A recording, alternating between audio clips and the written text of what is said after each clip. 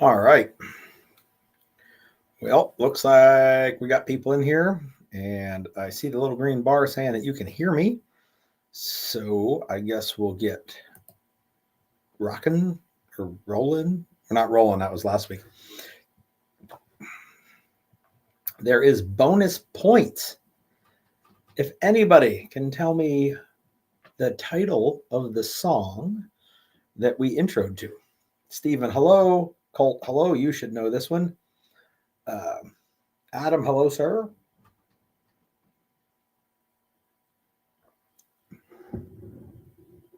Jake, hello. Assuming that's you, Jake. Oh, you didn't hear a song. There was supposed to be a song during the countdown, but I don't know. Maybe it didn't play. Maybe I fucked it up when I made it. Who knows? Either way, the song was Old by Machine Head because today's live shot is brought to you by AARP.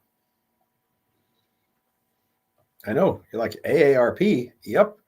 As it turns out, last week I turned 50 and got this in the mail. See that? That's me with AARP.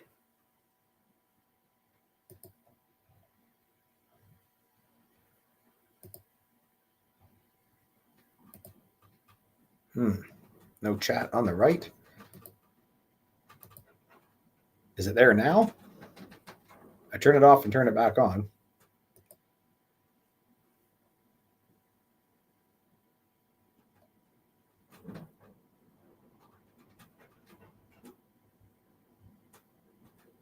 Damn, the wind is fucking howling tonight.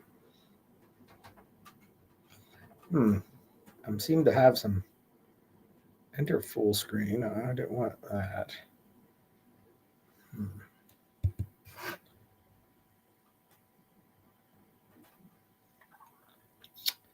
Well, why am I not getting... I mean, I can see it. That's the... What if I...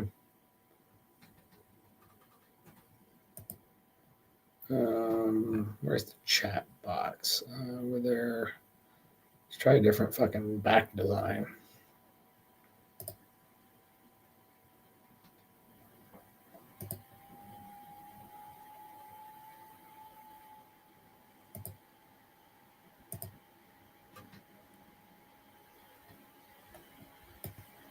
Yeah, I don't know. I mean, I can see it just fine. I don't even...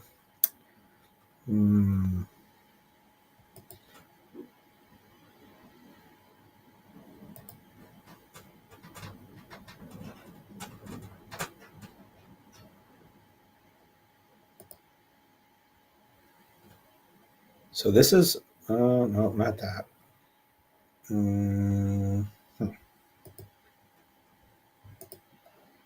Share screen. Not that one. Oh, what's this one? Yeah. So let's try. No, I don't. It won't let me share a screen that I'm watching.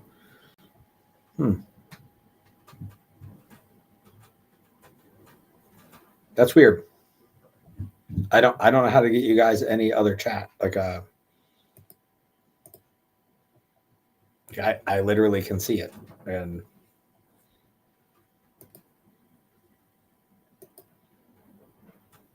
if I hit hide. Oh. Undo the overlay. That's that button up there. I guess it's all kind of fucking schwonky tonight. And it's the same camera with the same spot and the same processor as always. I don't know what's going on. Jovan, hello, sir. Kyle, Will. So depending where you're watching, you might not see comments from the other source. And I got it on 3. It's on. So if you're watching it on Twitter, you probably won't get anybody's comments because nobody ever comments on Twitter. They comment on the Facebook and the YouTubes, mostly the YouTubes.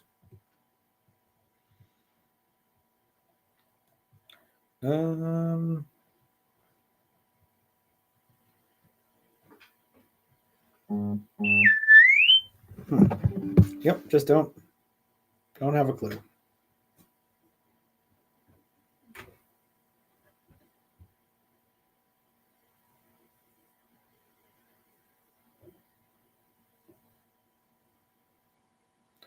Oh, so it looks like something's up with the chat because the picture that Steven just showed me shows some sort of processing error.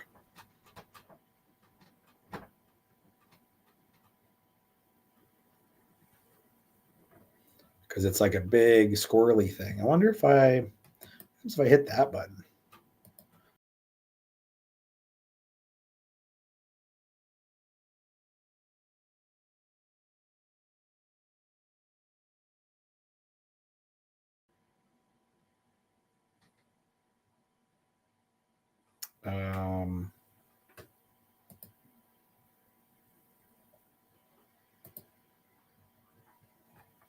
Well, we'll see how that works. I don't know.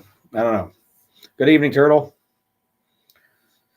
So, I guess even without the chat on there, I can see it. You guys can hear.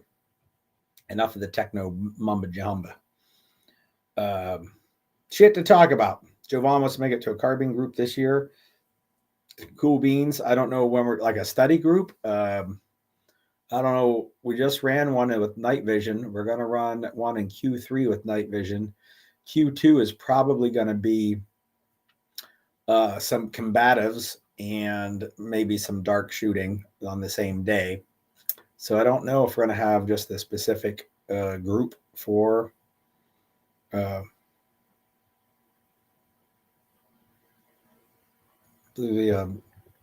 study group just for carbine. Don't know. And if we do, it might not be the last 3 months of the year because we try to do a study group each quarter. Although this year we might add some extras if I have time. And I know you're saying, but Gary, why wouldn't you have time? Well, I don't have time because I added new classes to the calendar. And that's right. There are 3 new workshops added to the calendar. A Q3 study group. I may not have added that to the calendar yet. You have to let me. I have the date, but I don't think I put it on the calendar. And 2 invite-only events that are sucking up a couple days as well.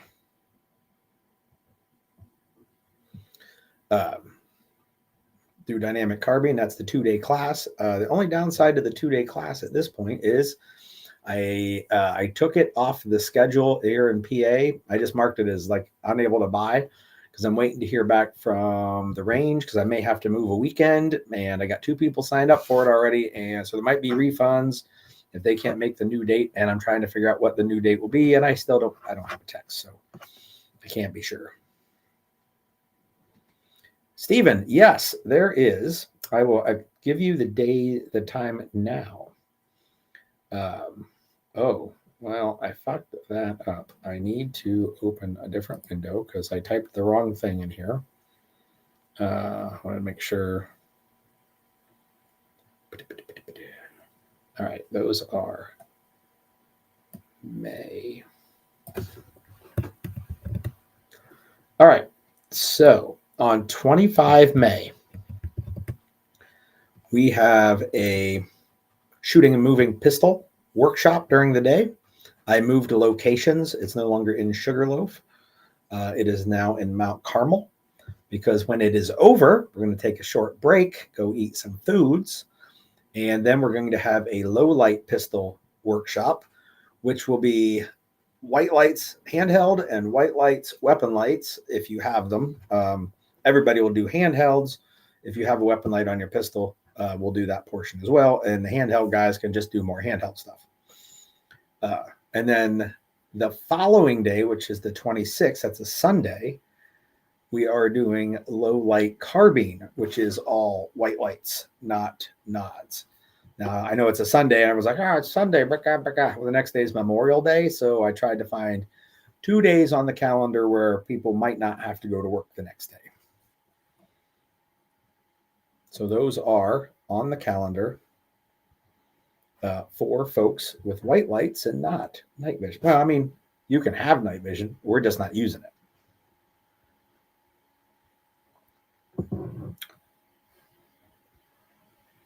And I put them live on the calendar. Let me paste them here for you. There is the low light workshop link. You pick which ones you want to go to.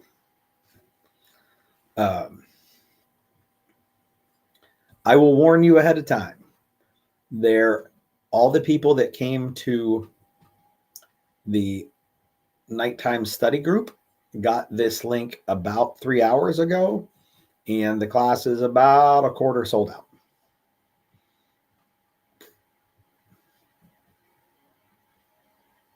Then, the one other people are curious about, 08 June, also a Saturday night, nods carbine workshop. So we'll be doing a workshop running nods with rifles on the 8th of June. Then our quarter 3 study group is going to be the 14th of September, which will be another dark study group, a mixture of white light, night vision, pistols, and rifles. And most all of it will be night vision rifles because that seems to be what everybody wants to do. And it's a study group. So we have themes, but we don't necessarily have a regimented curriculum. So we have those on the books.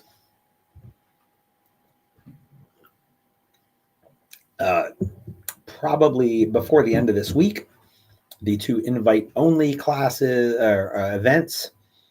If you don't get an invite, you're probably not invited. And invite is based around what I personally have seen you do in the dark. So if you haven't come to dark study groups before, you don't get to go to the cooler invite-only thing. So that's that. Definitive pistol does meet the 2-day pistol requirement, even though it might not be 2 days, because I have personal knowledge of that class. Shinde, hello, sir. Let's see. What else we got going? In case you guys missed it last week, 04-05 August, the Sunday and Monday after the muster, Dave Biggers will be here teaching the red zone.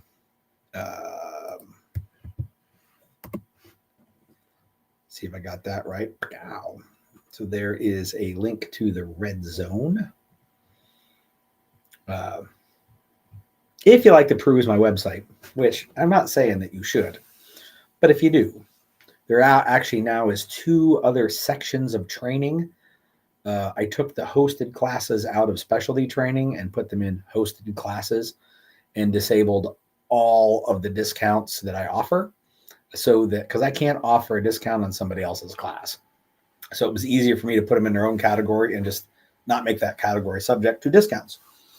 And then I did a section that says low light, which has the low light workshops, has anything we do in the dark. So like Fish 3, Fish 6, gunfight diagnostics, the low light workshops, of course, all 3 types, low light pistol, low light carbine, and nods carbine. Well, there's other shit in there. What any class that's got some portion of it in the dark. The master class, that's coming up semi-soon. You'll do cooler stuff in the master class than you will any of the other night classes. So what do we got? Small unit immersion, gunfight diagnostics, Fish 3, Fish 4, which we don't have in the calendar this year because UTM's gay. Fish 6, Fish workshops, masterclass, day 3 navigation, study groups, and the low light workshops are all in the low light training section because they all are either done entirely in the low light or with a low light component. So if you're just looking for your ability to do some low light, I threw that link up too. And Monsieur Becker.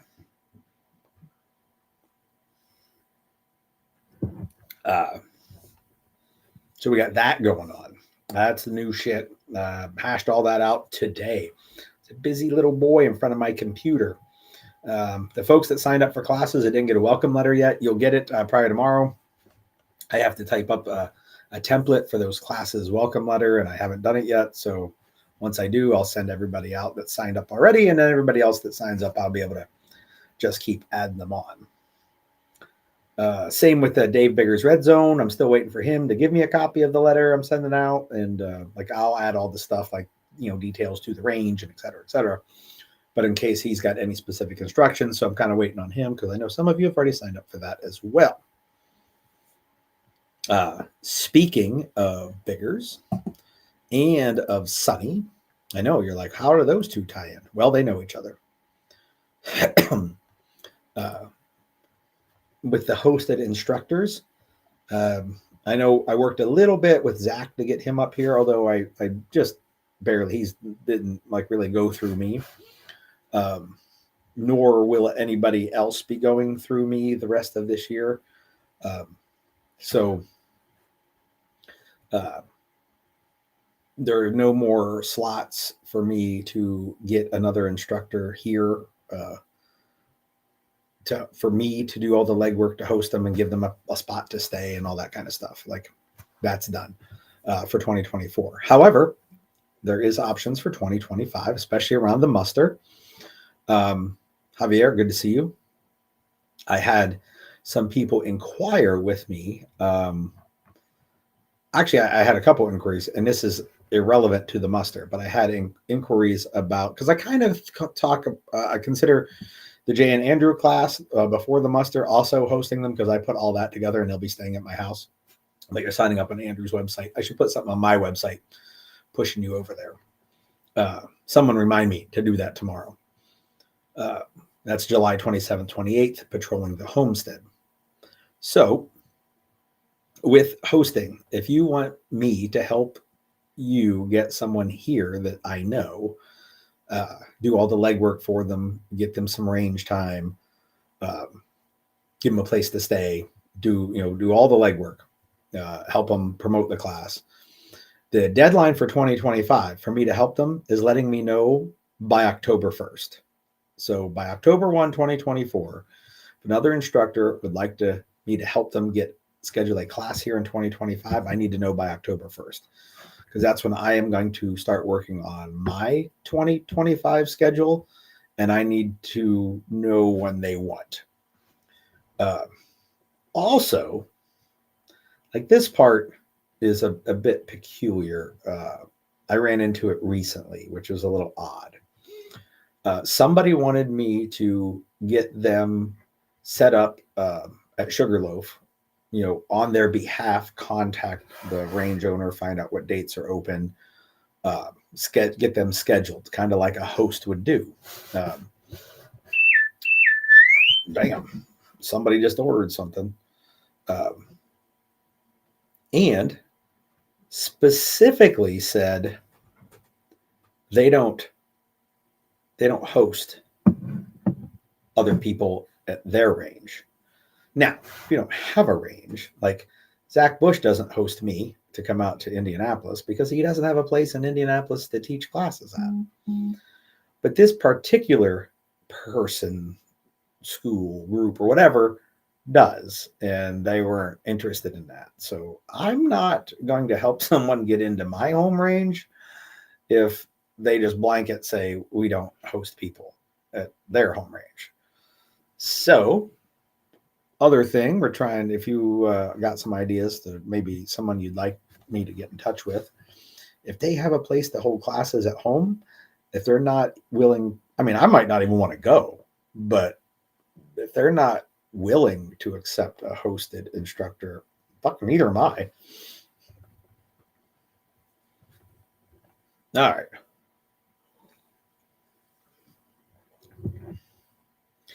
Oh, Stephen, I see your order. Don't know what you ordered, but I see your name on my telephone. So the Dynamic Week 6 may get moved. I'm waiting to hear back from the range. We scheduled knowing there was going to be a motocross event there that may fuck it, and it did. The other thing that happened is the Shooting a Moving Pistol. We relocated so we could do a night shoot the same night because, as it turns out, the range I do use all the time in Sugarloaf is 17 miles that way, and the night range is 14 miles that way. And if I'd like to do both of them, I can't. I'd have to tear down in about 20 minutes, drive the 40 minutes to get there, and set up in like 10 minutes to be ready for the night class. So we just moved the location from Sugarloaf. And then also we're moving the Mainville Firearms Protection Course, which is like an abbreviated day zero. I kind of do as a favor for the Mainville Sportsman's Club. They got some issues going on with the clubhouse the weekend we were going to do it, which I think was May 11th. So we've postponed it, and they were like, hey, can we just postpone it, a few weeks later? Because the clubhouse should be squared away by then. And the next open weekend I had was the 22nd of September. So yeah, when I tell people I'm busy, like that's the level of busy.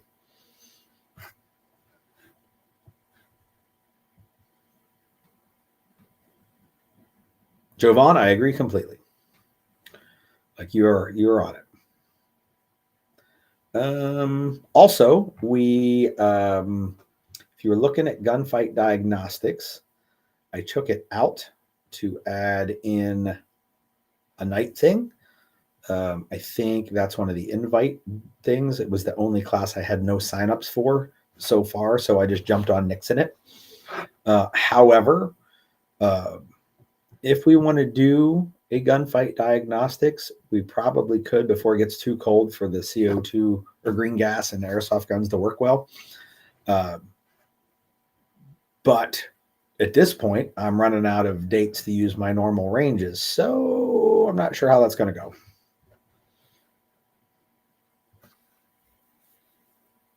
Will, yes, busy is good. I wish motherfuckers would train during the week and I wouldn't have to be so busy.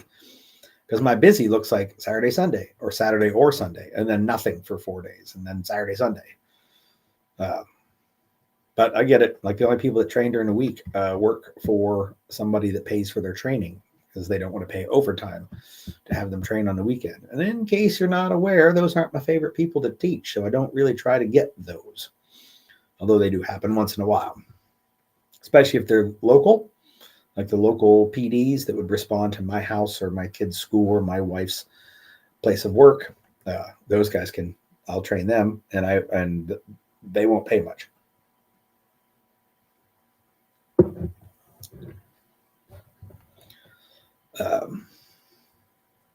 Let's see.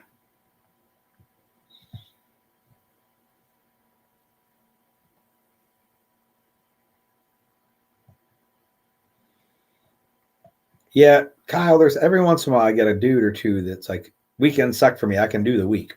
Kind of like me. Like when I want to go take classes, I look at like, man, if there was a class on Wednesday, Thursday, I'm all over it.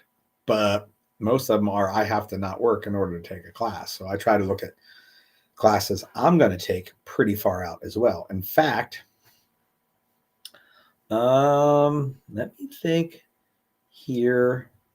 I'm going to take the patrolling class with Jay and Andrew. I think that's the first class of the year I'm taking, other than the Act 235 certification next month, which doesn't count as training. It's something I'm going to like cruise through and get the cert. And then I think after that on my schedule, let me open up my calendar here. So I got July, the end of July, and like there are companies I want to train with for the first time and some I want to go back to. But man, I'm just so busy.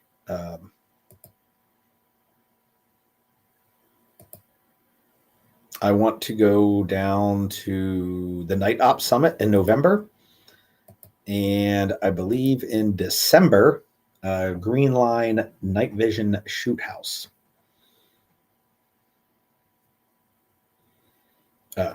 So I'm looking at getting 3 classes this year, and 1 in July, 1 in November, 1 in December. Like that's not great odds or great spread, I guess. Like I don't get to go to one every so often. Twin Arrow Survival. Hello.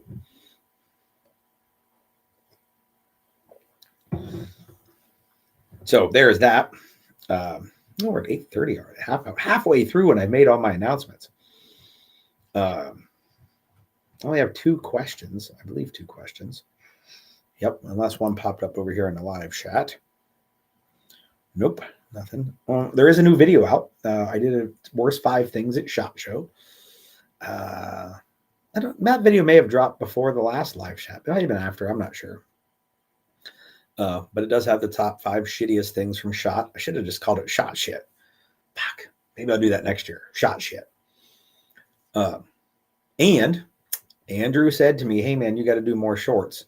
So when I filmed it, I filmed like my 10-minute video about the 5 things that suck.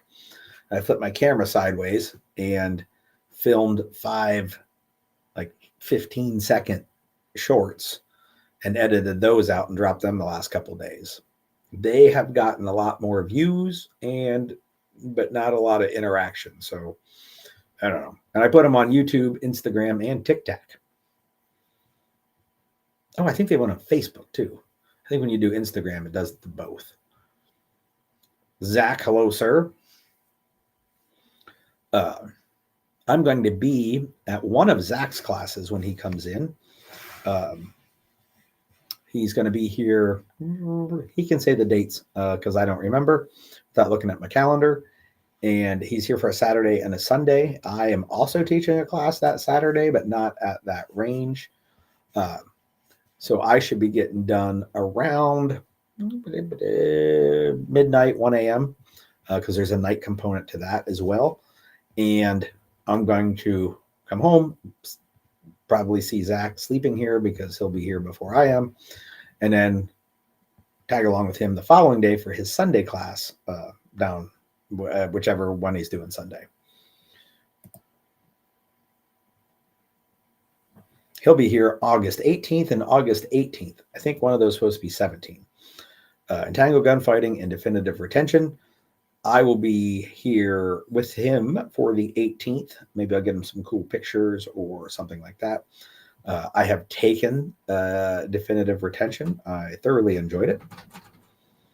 I know there's some force on force component on that. And if he would like someone to be a test dummy, I am available. Although I often hear students say, "Oh, I'd love to do some force on force. Can I do it against somebody else?" And I think that's silly.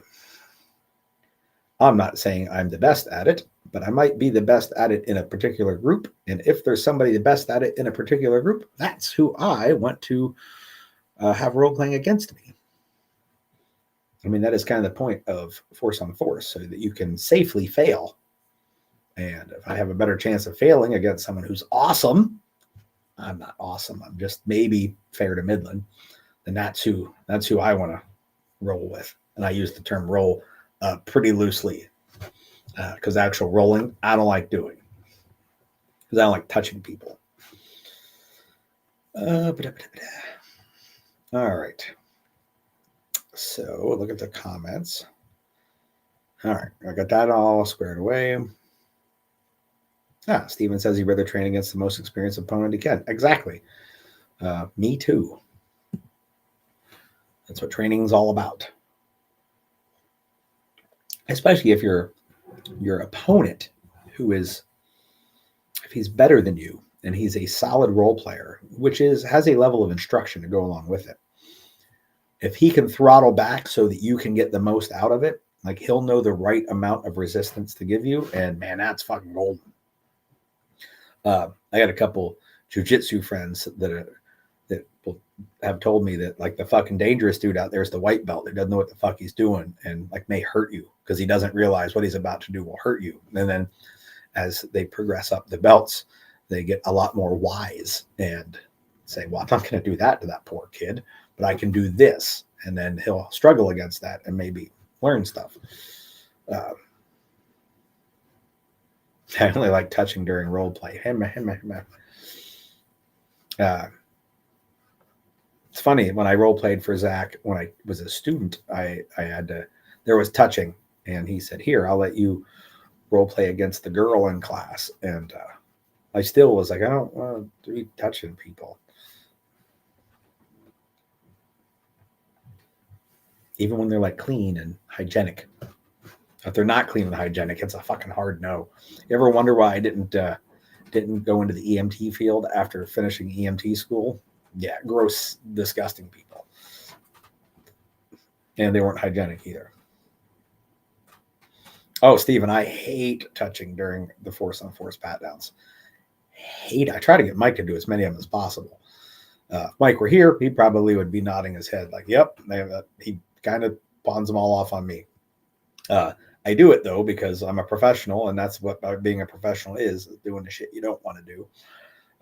So you should think about that a little more. Like, fuck, he doesn't want to do this any more than I don't want to do it.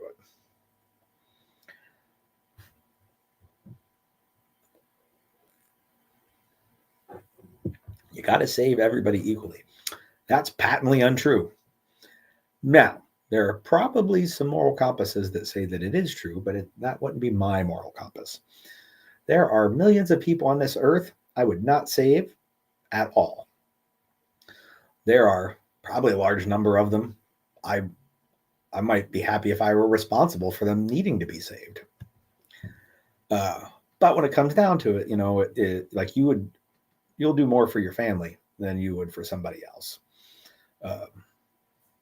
Having given CPR to a family member who needed CPR, I went until I essentially fucking passed out from lack of oxygen to myself. Luckily, there was a paramedic walking through the door, and when he got over there, it was like I had already had like the black, like the boo.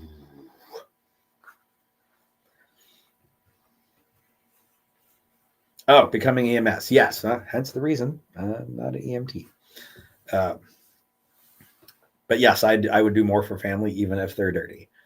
Because it's family, and that's what you do for them.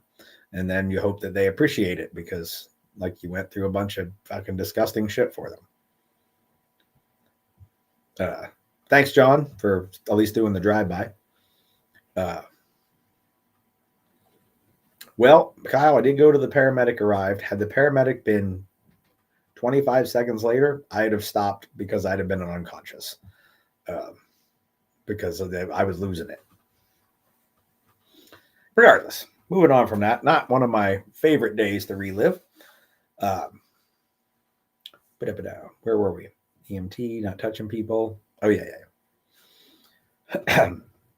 The two questions I got, like I'll jump into those while we still got like 20 minutes left. We had a night vision study group this weekend, and Jovan, Day Zero Carbine is currently out of the picture. I just don't have time to do it. So the study group was a smidgen of white light, just a smidgen. Like really, nobody wanted to do it, and everybody but my son had night vision. But my friend Brian brought an extra PVS 14, but just the tube. So I bolted it to my DSLR, which you're currently watching me on. Okay, attached it to the front. Benjamin tried to get some pictures, and then we disconnected it. He just walked around holding it, so he didn't get to do a lot on like the shooty stuff with it, but he did get to see what was going on. I will say there was a snow on the ground up on the mountainside we were on. It had not found enough sun to melt it, and we had a full moon, so we did a couple of videos, like testing videos to see stuff, and I didn't even wear nods. Like I just walked up with Clear Eye Pro on and could see everything. It was illuminating. See what I did there? So the thing we wanted to look at was we had two cans of almost identical construction techniques. Same design. One was titanium, one was stainless. In fact, they're over my shoulders right now.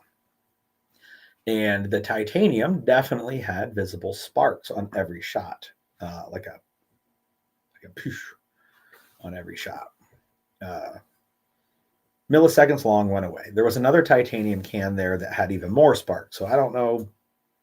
I don't know. It was a longer can, but regardless, it had more sparks, and I don't know why. And then we compared stainless cans in a flow-through design versus a tube design, and we did the stainless can 5 rounds, then 15 rounds, only stopped for like a second, like 1, 2, 3, 4, 5, 6, 7, 8, 9, 10, 11, 12, 13, 14, 15, 16, 17 through 30. And then we turned it to look at the camera. How much glow does it have? And it had none. Although through the handguard, there was a tiny little bit you can see on the barrel.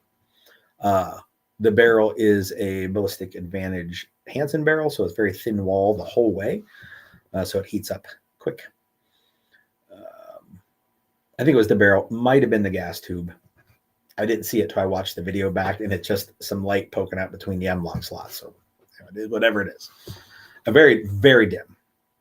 And then we did the flow-through can, 1, 2, 3, 4, 5, 6, 7, 8, 9, 10, 11, 12, 13, 14, 15, the rest of the magazine. So we got a 5-round burst, a half a mag, and a mag dump all.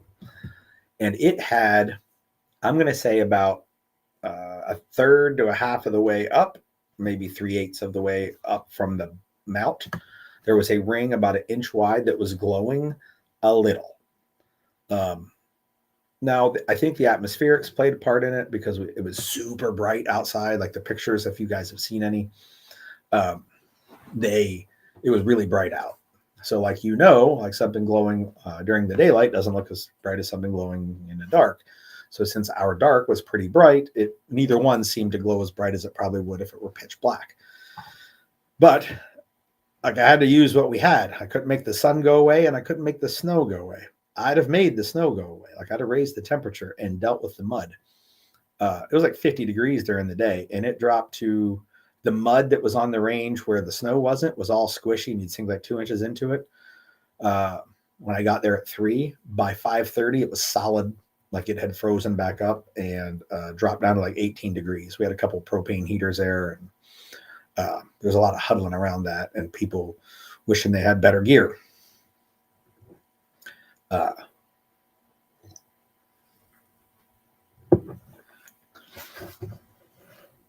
So that was how that went. And then everyone got to do, like, they got to zero their lasers and do some shooting on the move. And I think everyone had a good time. And the range worked out great. So Adam, we did film the sparks, but the video that I got that Mike sent me, the sparks aren't as visible in it as what I can see with my naked eye, but I think my eye sees at faster frames per second than an iPhone records. Take it easy, Will. So that was what we found out with the flow, what I call it the flow glow. It wasn't enough flow glow that I would be concerned about in those conditions. And I'm not, like, that can isn't made anymore. Like it's from whoever Huxworks was before they rebranded and had new ownership. So it was Ops Inc. And the can that the pictures I had that looked so terrible was also a Huxworks can, but it was the one known to be shitty. So like I only have a small amount of data points, but it leads me to go, I'm not sold on the glow being a priority. Steven says the problem is it was recorded with the iPhone. Well, the iPhone we had the highest frame rate of any camera we own. So that was the best we got.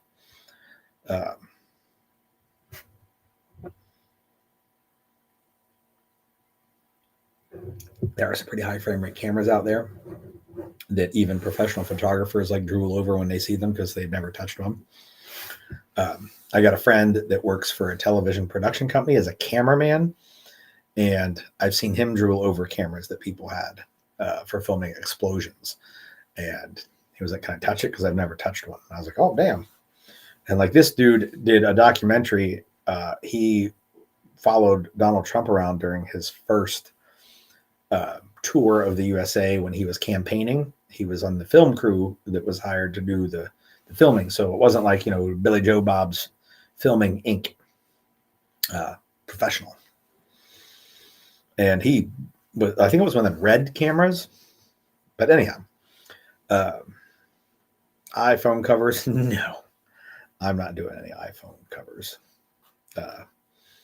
But I can tell you what I like about my Android phone. And then you get a cover for that. Or you can just buy a sticker. Put it on your cover. So then the next question I got was, what gear am I into testing? Like, what do I have here to test?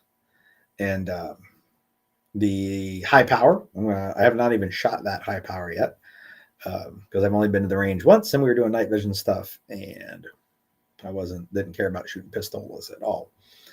And so I got the high power to check out. Two things I can't yet talk about. None of them are in frame with me.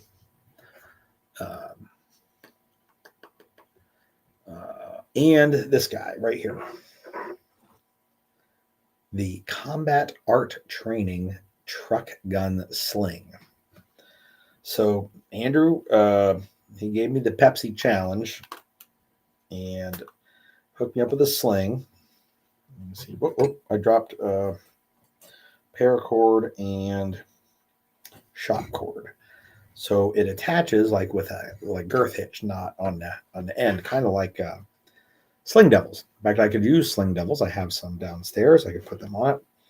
And it is a 1-inch tubular nylon sling, attaches on both ends.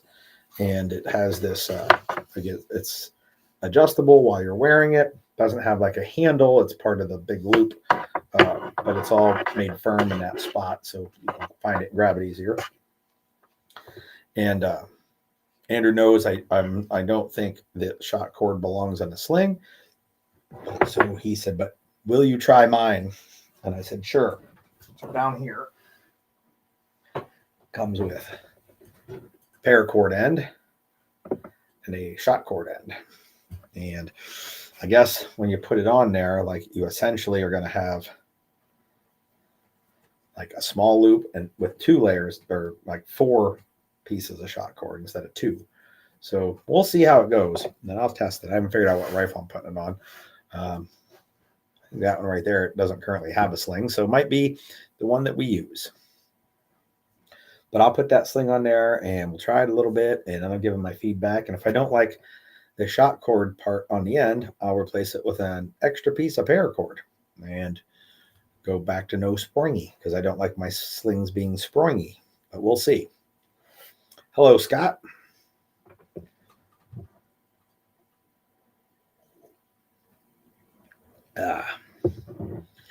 So that's the one thing I'm testing that I can talk about.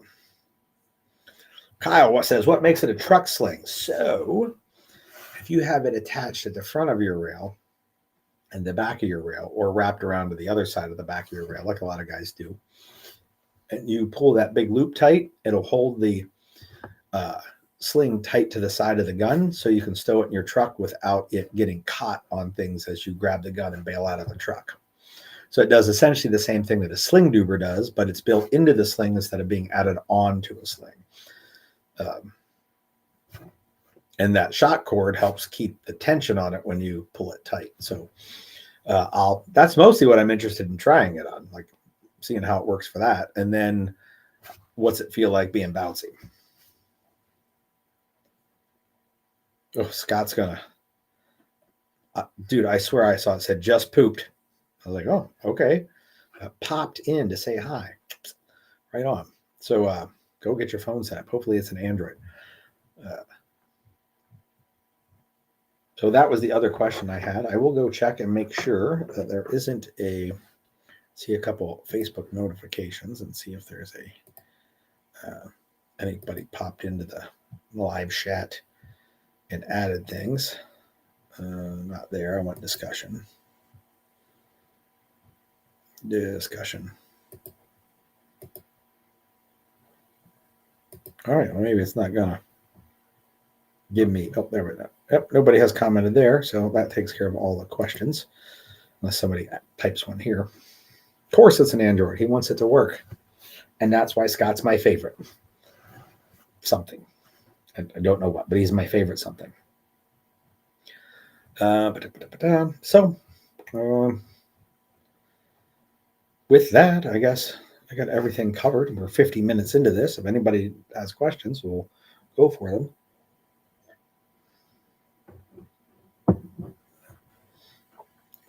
Not, I'm going to go downstairs and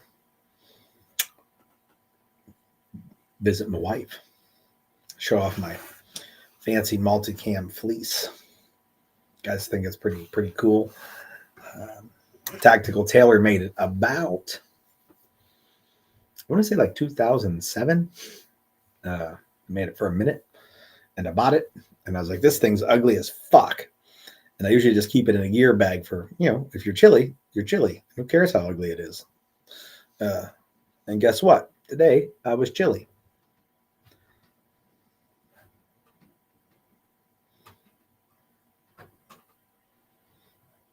I'm gonna go role play. All right. So we ain't got anything else. I'm ready to pop smoke, call for a hot extract. Waffle thermals. I did not. Everybody, I will give you your totals tomorrow because I forgot all about it since the study group when we were all cold and wished we had them. Oops. If somebody reminded me tomorrow, that'd be great. Becker, I will talk to you tomorrow because I'm going to pop over to the crack house with your punch list, and Rex needs let in anyway, so I'll head over there. And when I talk to you, you should remind me to get on the thermals.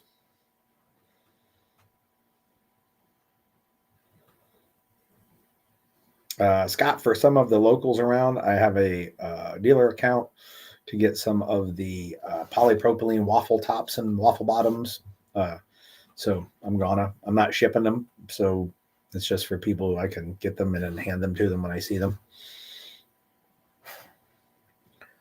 So anyhow, that's that. And we will see you, most of you, in a week. Some of you I'll see at Fish this weekend. Fish 1 and 2 in Scranton. And next weekend is a fish workshop. So we get to go back and do cool shit from the shit we fucking learned at Fish. So how cool is that? All right, you guys take it easy. I will see you later.